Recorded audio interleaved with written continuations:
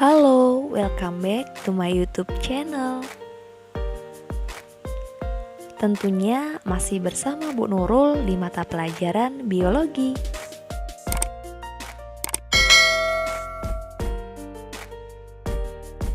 Biasakan untuk menonton videonya sampai habis.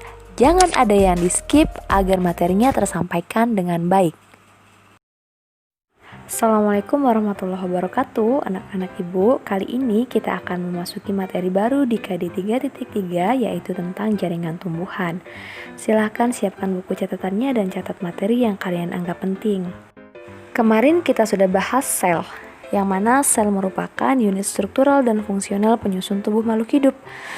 Sel-sel yang memiliki struktur dan fungsi yang sama nantinya akan membentuk jaringan. Dari sini, jadi kita bisa menyimpulkan bahwasannya jaringan adalah sekumpulan sel yang mempunyai bentuk, asal, fungsi, dan struktur yang sama.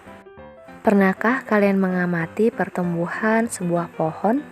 Tahukah kalian apakah yang menyebabkan pohon tersebut bisa terus tumbuh tinggi dan akarnya pun semakin memanjang? Simak videonya tanpa di-skip dan jawab pertanyaan Bu Nurul pada kolom komentar disertai nama dan kelas ya. Berdasarkan aktivitas pembelahan sel yang terjadi selama masa pertumbuhan dan perkembangan, jenis jaringan pada tumbuhan dapat dikelompokkan menjadi dua macam, yaitu jaringan meristem dan juga jaringan dewasa atau permanen. Mari kita bahas jaringan meristemnya terlebih dahulu. Jaringan meristem adalah jaringan embrional atau jaringan muda yang sel-selnya selalu aktif melakukan pembelahan.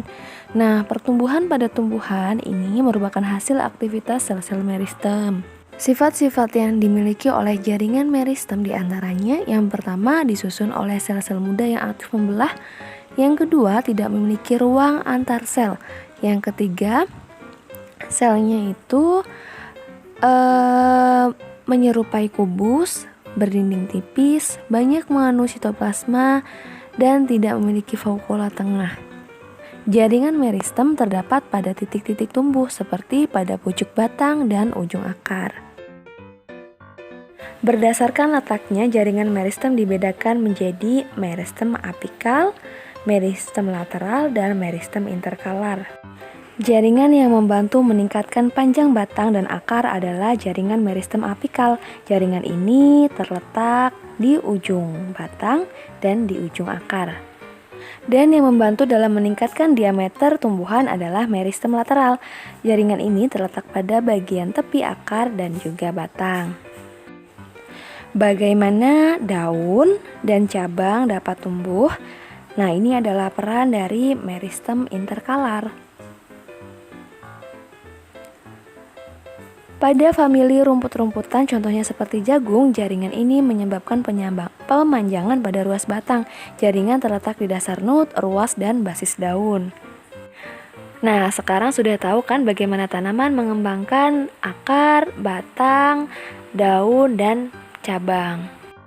Sementara itu, berdasarkan sifat-sifat dasar sel asalnya, jaringan meristem dibagi menjadi dua, ada meristem primer dan juga meristem sekunder.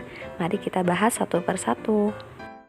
Meristem primer merupakan jaringan meristem pada tumbuhan dewasa yang sel-selnya masih aktif membelah. Umumnya terdapat di ujung batang atau pucuk dan ujung akar. Jaringan meristem primer ini yang menyebabkan pertumbuhan primer. Pertumbuhan primer itu apa sih? Yaitu pertumbuhan vertikal, pertumbuhan ke atas yang mengakibatkan perpanjangan batang dan juga akar. Nah, sekarang kita bahas singkat tentang pertumbuhan primer yang terjadi pada pertumbuhan. Di sini Ibu cantumkan ini sudah ada gambar akar, di mana di pertumbuhan primer itu yang pertama ada yang namanya zona pembelahan. Di zona pembelahan ini banyak sel meristematik yang aktif membelah. Cirinya selnya itu kecil, tersusun rapat karena pertumbuhan selnya sangat cepat. Kemudian yang di atasnya zona pembelahan itu ada zona pemanjangan atau elongasi. Cirinya sel-selnya tadi semakin membesar. Dan yang paling atas terakhir itu ada zona diferensiasi atau zona pematangan. Di sini sel-sel juga mengalami perkembangan. Selain mengalami pertumbuhan juga mengalami perkembangan.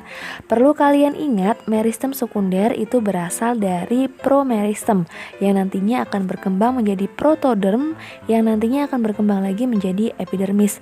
Kemudian ada prokambium yang nantinya akan berkembang menjadi berkas pengangkut, dan ada juga meristem dasar yang akan berkembang menjadi jaringan dasar atau parenkim.